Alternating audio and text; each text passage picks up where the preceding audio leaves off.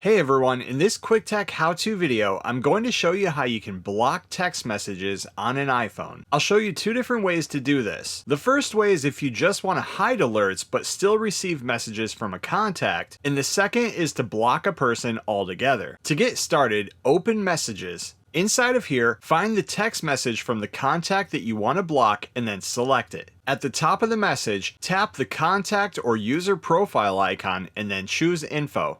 Inside of here, you have a couple of different options. The first is to hide alerts from this contact or phone number. This won't block the incoming messages entirely, but it won't notify you either. This may be good if it's something like this Amazon treasure truck notification, where maybe I still want to get the messages, but I don't want to be alerted every time either. But if I want to block the messages entirely, choose Info, and then on the bottom of this page, you can choose Block This Caller. You will then get a prompt letting you know that by blocking you will no longer receive calls, messages, or FaceTime requests from this contact. Hit Block Contact to confirm. And in the future, if you ever want to unblock, just head back into here and tap Unblock This Caller. And that's how you hide alerts or block text messages on an iPhone. Thanks for watching. Please like and subscribe and stay tuned for more quick tech how-to videos.